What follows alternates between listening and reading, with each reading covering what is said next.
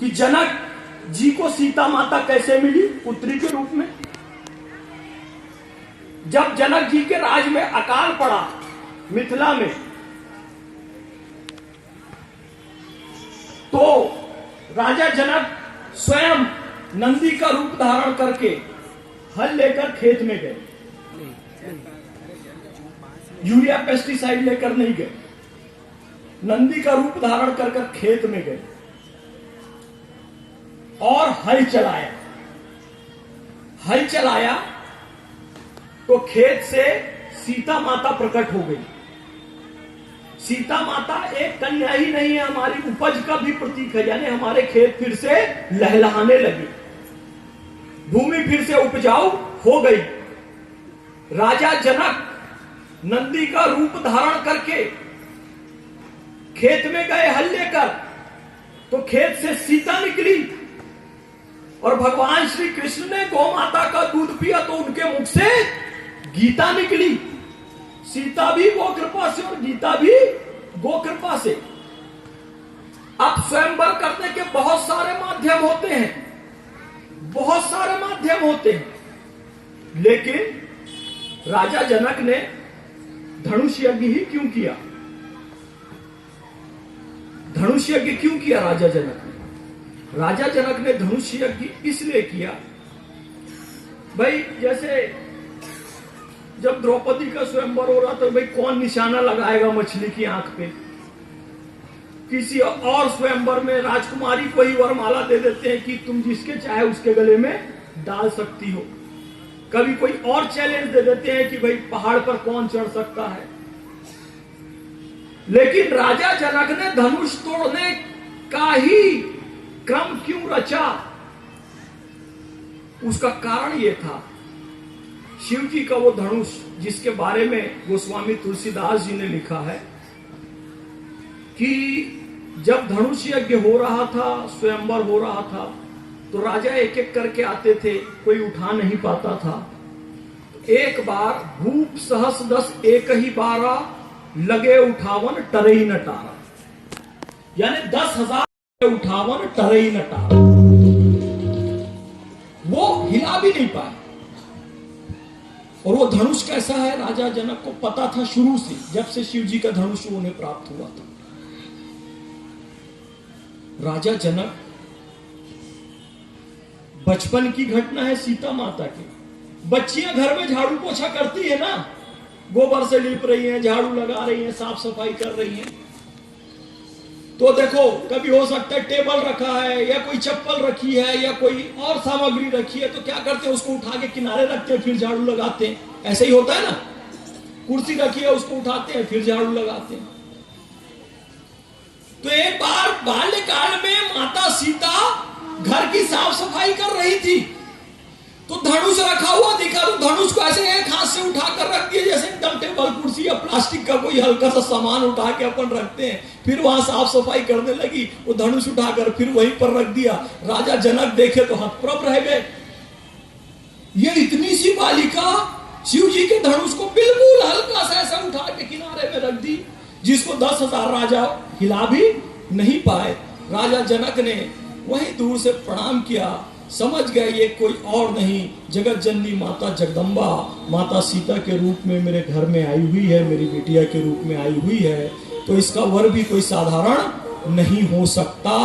जो इस धनुष को उठा लेगा, जो इस धनुष को भंग कर देगा, वही इसका वर हो सकता है। इसलिए राजा जनक ने धनुष यज्ञ किया,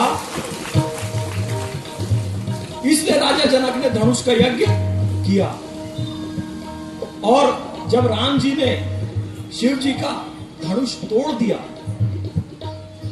तो आपको पता है कौन आए? जब प्रभु श्री रामचंद्र जी ने धनुष को तोड़ दिया, स्वयंवर में विजय प्राप्त कर ली, तो वहां तो पहले जो उपस्थित राजा थे उनमें उथल पुथल मचने लगी। गोस्वामी तुलसीदास जी ने बहुत अच्छा वर्णन किया है। उपस्थित राजा राजकुमार अपशब्द कहने लगे इन दोनों भाइयों को बांध लो। कोई कहता था कि सीता को उठा लो, अरे जगत जननी माता सीता को कोई रावण, कोई सामान्य व्यक्ति थोड़ी उठा सकता है, वो सब तो लीला हो रही थी। लेकिन तभी एक गर्जना हुई और परशुराम जी प्रकट हो गए। और जैसे ही परशुराम जी प्रकट हुए तो जितने भी राजा और राजकुमार मिलकर हंगामा कर रहे थे, कहते थे कि इन दोनों भाइयों को, राम लक्ष्मण को उठाकर बांध दो, सीता जी का हरण करके ले चलो। परशुराम जी को देखते ही एक एक कर राजा और राजकुमार आते, अपना नाम और पिताजी के नाम सहित बताते और परशुराम जी को दंडवत प्रणाम करके चले जाते। परशुराम जी भयंकर क्रोध में थे।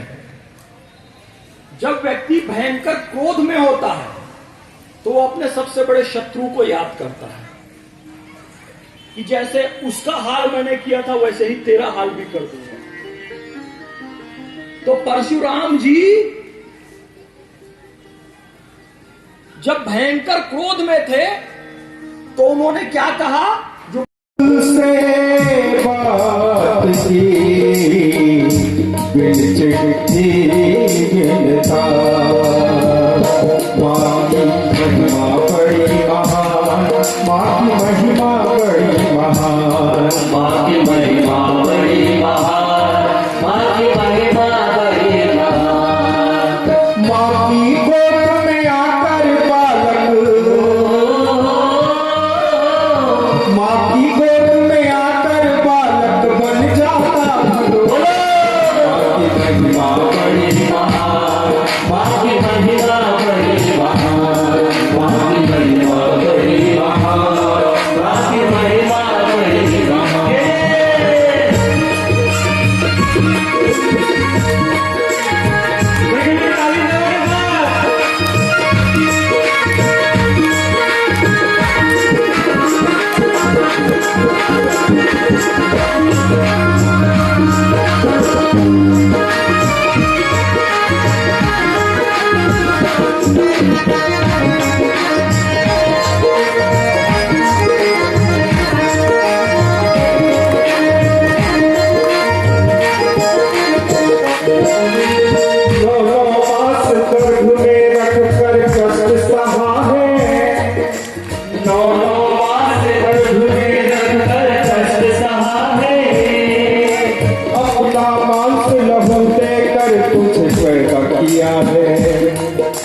अपना मांस लहू देकर तुझे पैदा किया है।